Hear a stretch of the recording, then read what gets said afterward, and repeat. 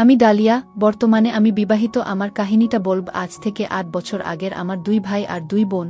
আমি ছোট। আমার ২ মামা। ছোট মামা বেসরকারি চাকরি করে, কলকাতায় থাকে। মামা কলকাতায় ফ্ল্যাট ভাড়া করে থাকে। মামা মাসে ৩ সপ্তাহ মতো কলকাতার বারে যেতে হয় কোম্পানির কাজে। মামি একা ফ্ল্যাটে থাকে, তাই মামার অনেক অনুরোধে আমার মা আমাকে মামার কাছে পাঠিয়ে দেয়। আমি মামার খরচায় কলকাতায় থাকি আর লেখাপড়া করতাম। মামি আর আমি খুব আনন্দ মজা করতাম। মামি আর আমার এমন সব চলাফেরা বা কথা হতো যেমন ভাবি আর নন্দের কথা হয়। যখন মামা কলকাতায় থাকে তখন ও মজা হতো, তবে মামা থাকলে রাতটা শুধু আমার একা থাকতে হয়। একদিন রাত প্রায় ১২টা বাজে। আমি বাথরুমে যেতে গিয়ে আমার কানে মামার কণ্ঠস্বর এলো। আমি বুঝতে পারলাম কিসের শব্দ এবং কেন। আমি বাথরুম থেকে ফেরার পথে আর লোভ সামলাতে পারলাম না, জানালার ফাঁকে চোখ রাখলাম। প্রথমে আমার খারাপ লাগছিল, আমি এ কি করছি, আমার কি ঠিক হচ্ছে? মনে অনেক প্রশ্ন উঠলেও উত্তরের তোয়াক্কা না করে রুমের ভিতরে চোখ পড়ে গেল। রুমের ভিতরে চোখ পড়তেই আমার বুকের ভেতরটা কেমন ধক করে উঠল। ঘরের আলোটা হালকা ম্লান, তবু স্পষ্ট বোঝা যাচ্ছিল মামা আর মামি দুজনেই একে অপরকে জড়িয়ে আছে। প্রথমে নিজের চোখকেই বিশ্বাস হচ্ছিল না। মাথার ভেতর তখন একসাথে হাজারটা প্রশ্ন ঘুরছে। আমি কি ভুল করছি? আমি কেন দেখছি এসব? এটা দেখা কি আমার উচিত? কিন্তু যতবার চোখ সরাতে চেয়েছি ততবার যেন এক অদ্ভুত টান আমাকে আবার টেনে নিয়েছে। বুকের ভেতর লজ্জা, ভয় আর কৌতূহলের অদ্ভুত মিশ্রণ। আমি জানালা থেকে ধীরে ধীরে সরে এসে নিজের ঘরে ঢুকে দরজা বন্ধ করে দিলাম। কিন্তু দরজা বন্ধ করলেও মাথার ভেতর থেকে ছবিগুলো মুছে গেল না। সেই রাতটা আমি প্রায় চোখই বন্ধ করতে পারিনি। নিজের ভেতরে অপরাধবোধ হচ্ছিল, আবার অন্যদিকে মনে হচ্ছিল এটাই তো জীবনের এক বাস্তব রূপ, যা আমি আগে কখনো দেখিনি। পরদিন সকালে মামার সামনে দাঁড়িয়ে খুব অস্বস্তি হচ্ছিল। মামা স্বাভাবিক ভঙ্গিতে আমার সাথে কথা বলছে, হাসছে, যেন কিছুই হয়নি। অথচ আমি ওনার দিকে তাকাতেই পারছিলাম না। মনে হচ্ছিল মামা যদি বুঝে যায় আমি গতরাতে সব দেখে ফেলেছি, তাহলে কি হবে? সেদিন দুপুরে মামি রান্নাঘরে রান্না করছিল, আমি পাশে বসে গল্প করছিলাম। হঠাৎ মামি মুচকি হেসে বলল, ডালিয়া, কাল রাতে তুই তো অনেকক্ষণ জেগেছিলি, ঘুম পেল না? আমি থমকে গেলাম। তার চোখের কোণে যেন এক অদ্ভুত রহস্যময় দৃষ্টি। আমার ঠোঁট শুকিয়ে গেল। কোনমতে বললাম, না। হ্যাঁ মানে, একটু পড়াশোনা করছিলাম গে। মামি কিছু বলল না, শুধু তাকিয়ে মুচকি হেসে নিল। আমার বুকের ভেতর তখন কেমন যেন কাঁপুনি ধরল। মনে হচ্ছিল মামি হয়তো সব টের পেয়ে গেছে। সেই দিন থেকে মামির সাথে আমার সম্পর্কটা একটু অন্যরকম হয়ে গেল। আগে আমরা মজা করে গল্প করতাম, এখন মাঝে মধ্যেই ওর চোখে এমন কিছু দৃষ্টি পড়ত যেটা আমাকে অস্বস্তি দিত, আবার কেমন যেন কৌতূহল জাগাত। রাত হলে আমি নিজের ঘরে শুয়ে থাকতাম, কিন্তু কান পেতে থাকতাম। প্রতিটা শব্দে মনে হতো আমি সেই জানালার সামনে দাঁড়িয়ে আছি। বুকের ভেতরে অদ্ভুত এক আলোড়ন চলত। কয়েকদিন পর এক রাতে হঠাৎ বাথরুমে যাওয়ার সময় আবার শব্দ কানে এলো। এবার আমি নিজেকে আর আটকাতে পারলাম না। পা যেন নিজে থেকেই জানালার দিকে এগিয়ে গেল। রাত তখন প্রায় ১টা। ফ্ল্যাটের চারপাশে অদ্ভুত নীরবতা। ঘড়ির কাঁটা টিকটিক শব্দ করছে, অথচ আমার বুকের ভেতর যেন ঝড় বইছে। আমি বিছানায় শুয়েছিলাম, কিন্তু চোখে একটুও ঘুম নেই। হঠাৎ করেই আবার সেই শব্দগুলো ভেসে এলো আমার কানে। আমি নিজেকে আটকাতে পারলাম না। পা যেন নিজেই জানালার দিকে টেনে নিল। আমি জানালার ফাঁকে উকি দিলাম। আলোটা এবার আরো ম্লান, কিন্তু সবকিছু বোঝা যাচ্ছিল। মামি আর মামা দুজনেই কাছে বসে আছে, যেন একে অপরকে আঁকড়ে ধরেছে। আমার বুকের ভেতরটা ধরফর করতে লাগল। হাত পা ঠান্ডা হয়ে যাচ্ছিল, অথচ চোখ সরাতে পারছিলাম না। মনে হচ্ছিল আমি যেন কোনো গোপন জগতে ঢুকে পড়েছি, যেখানে প্রবেশ করার অধিকার আমার নেই। হঠাৎ মামার চোখ সামান্য পাশের দিকে ঘুরল। আমি ভয় পেয়ে দ্রুত সরে এসে নিজের ঘরে ঢুকে দরজা লাগালাম। বুক ধরফর করছে, মনে হচ্ছিল উনি কি আমাকে দেখে ফেললেন। ঘরে এসে আলো নিভিয়ে শুয়ে পড়লাম, কিন্তু ঘুম আসার উপায় নেই। মাথার ভেতর শুধু ঘুরছে সেই দৃশ্য আর মামার দৃষ্টি। পরদিন সকালে মামার সামনে দাঁড়াতে গিয়েই আমার বুক কেঁপে উঠল। উনি হেসে স্বাভাবিকভাবে কথা বলছিলেন, কিন্তু আমার মনে হচ্ছিল উনি সব জানেন। আমি গতরাতে কি করেছি উনি বুঝে গেছেন।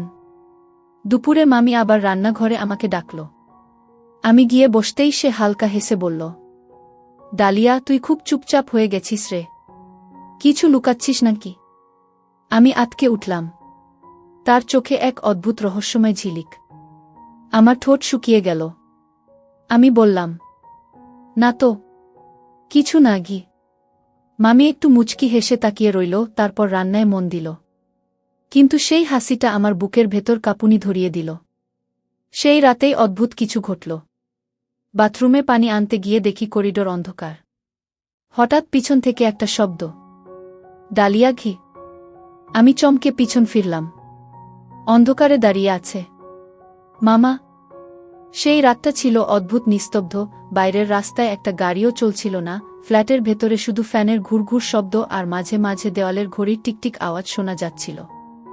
আমি করিডোরে দাঁড়িয়ে জগে পানি ভরছিলাম। হঠাৎ পিছন থেকে সেই ডাক এলো, ডালিয়া খি। ডাক শুনে আমার বুক কেঁপে উঠল, হাতের জগটা প্রায় পড়ে যাচ্ছিল। ধীরে ধীরে ঘুরে তাকাতেই দেখলাম অন্ধকারে দাঁড়িয়ে আছে মামা। তার মুখ অল্প আলোয় ঝাপসা হলেও চোখের দৃষ্টি স্পষ্ট বোঝা যাচ্ছিল। আমি কাঁপা গলায় বললাম, জি মামা। উনি কিছুক্ষণ চুপচাপ তাকিয়ে রইলেন, তারপর হালকা গম্ভীর স্বরে বললেন, তুই এখনো ঘুমাসনি? আমি হাসার ভান করে বললাম, না, পানি আনতে এসেছিলাম গু। মামার দৃষ্টি এত তীক্ষ্ণ লাগছিল যে মনে হচ্ছিল তিনি আমার মনের সব গোপন কথা জেনে গেছেন। সেই দৃষ্টি সহ্য করতে না পেরে আমি তাড়াতাড়ি ঘরে ফিরে দরজা বন্ধ করে দিলাম। বিছানায় শুয়ে রইলাম, কিন্তু ঘুম একটুও এলো না। বুকের ভেতরে ধকধক শব্দ হচ্ছিল, কানে বারবার বাজছিল সেই ডাক, আর মনে হচ্ছিল মামা কি সত্যিই জানেন আমি গত কয়েক রাত ধরে কি দেখেছি, কিভাবে জানালার ফাঁকে উকি দিয়েছি। পরদিন সকালটা অদ্ভুত ছিল। মামা আগের মতোই স্বাভাবিক ভঙ্গিতে আমার সাথে হাসি মুখে কথা বলছিলেন, অথচ আমি বারবার চোখ নামিয়ে নিচ্ছিলাম।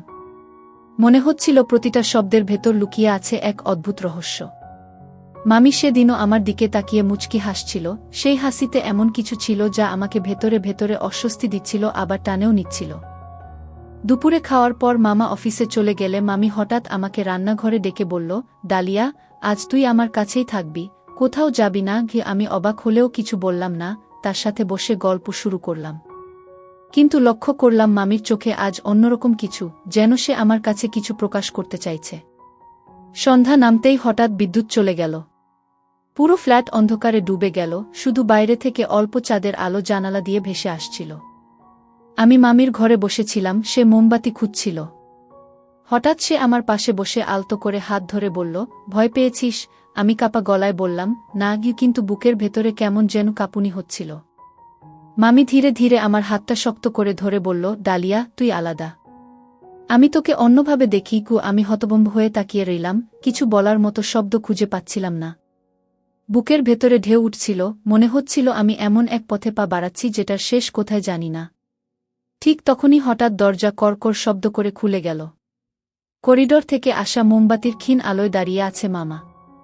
তার চোখে তীক্ষ্ণ দৃষ্টি, ঠোঁটে অদ্ভুত কঠিনতা। ঘরের ভেতরের পরিবেশ মুহূর্তেই বদলে গেল, যেন নিস্তব্ধতার ভেতর বজ্রপাত নেমে এলো। আমি স্তব্ধ হয়ে মামার দিকে তাকিয়ে রইলাম, মামির হাত তখনও আমার হাতে। তিনজনের চোখাচোখি হল, আর সেই এক মুহূর্তেই আমি বুঝতে পারলাম এই ফ্ল্যাটের ভেতর যতটা ভেবেছিলাম তার থেকেও অনেক গভীর রহস্য লুকিয়ে আছে। ঘরে হঠাৎ দরজা খুলে গিয়ে মামার দাঁড়িয়ে থাকা মুহূর্তটা যেন পুরো পরিবেশ পাল্টে দিল। আমার বুকের ভেতর কেমন যেন কেঁপে উঠল। মামির হাত তখনও আমার হাতে শক্ত করে ধরা। আমি তাড়াতাড়ি হাত ছাড়িয়ে নিলাম, মাথা নিচু করে দাঁড়িয়ে রইলাম। মামার চোখ দুটো অদ্ভুত তীক্ষ্ণ হয়ে উঠেছিল, তার দৃষ্টি একবার আমার উপর, একবার মামির উপর ঘুরছিল।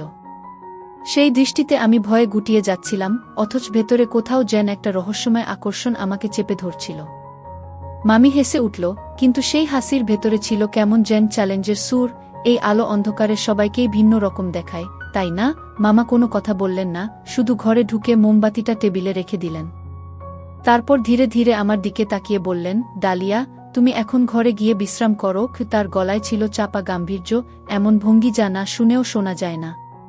আমি কোনো উত্তর না দিয়ে তাড়াতাড়ি নিজের ঘরে চলে গেলাম, দরজা বন্ধ করে দিলাম, অথচ বুকের ভেতর তখনও কাঁপুনি থামছিল না। মনে হচ্ছিল মামা কি বুঝে গেছেন?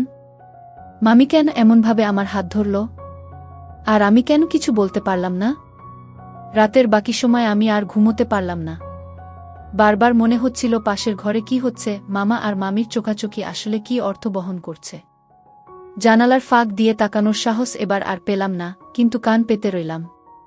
মাঝরাত পেরিয়ে যাওয়ার পরও যেন ফিসফিস শব্দ শোনা যাচ্ছিল, মনে হচ্ছিল তাদের কথার ভেতরে আমার নামও কখনো কখনো ভেসে আসছে। বুকের ভেতরে তখন ভয় আর রোমাঞ্চ একসাথে দৌড়াচ্ছিল। পরদিন সকালে মামা একদম চুপচাপ ছিলেন, কোনো কথা প্রায় বলেননি।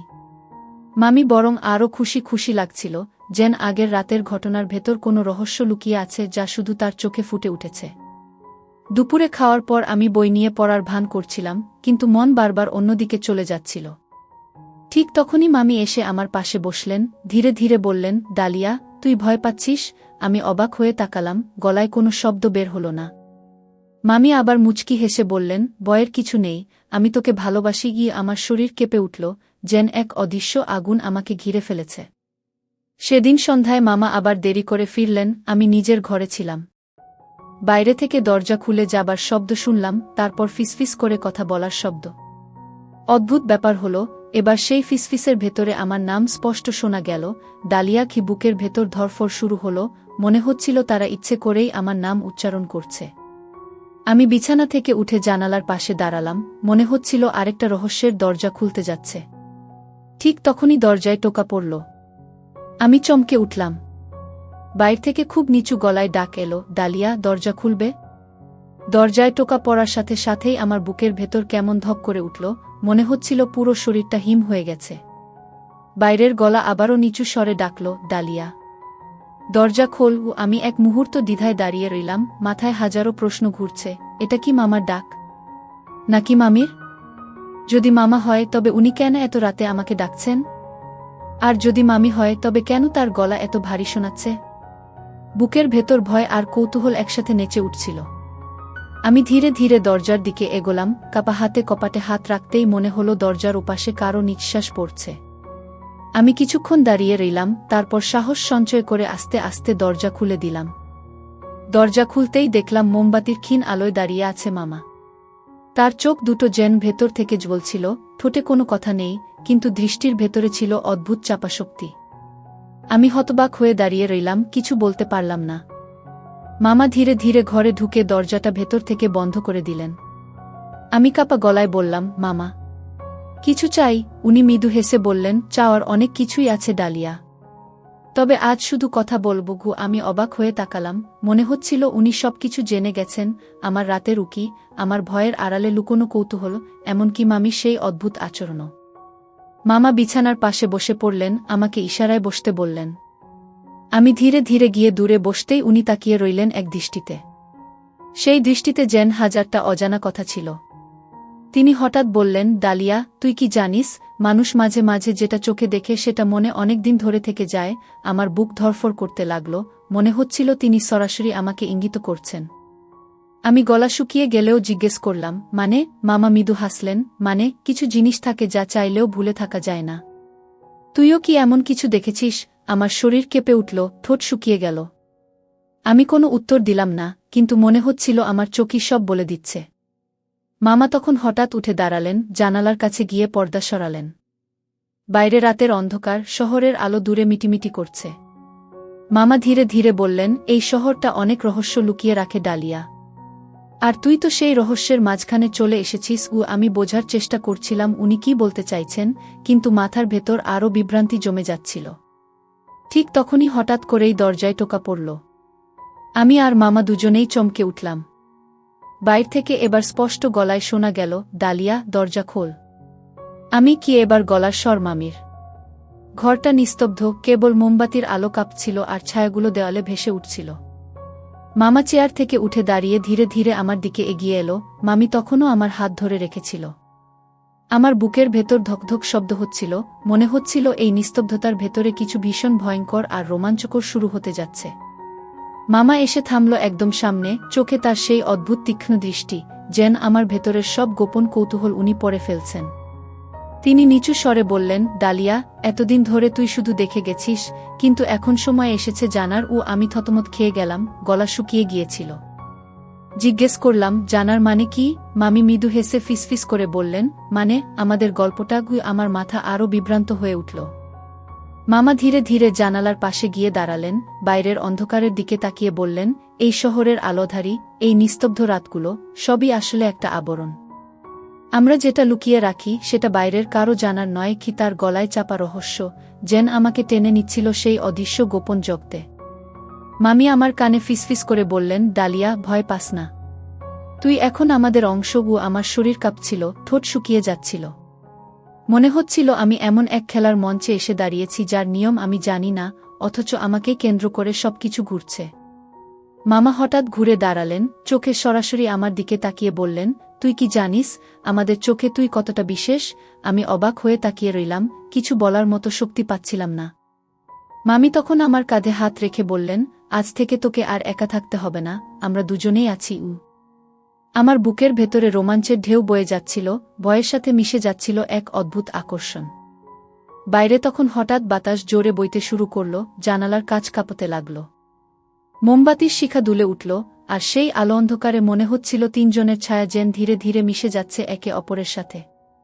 সেই মুহূর্তে আমি বুঝতে পারলাম আমার জীবন আর আগের মতো থাকবে না। ঘরের ভেতরের বাতাস হঠাৎ ভারী হয়ে গেল, আমি অসহায়ভাবে মামার দিকে তাকালাম।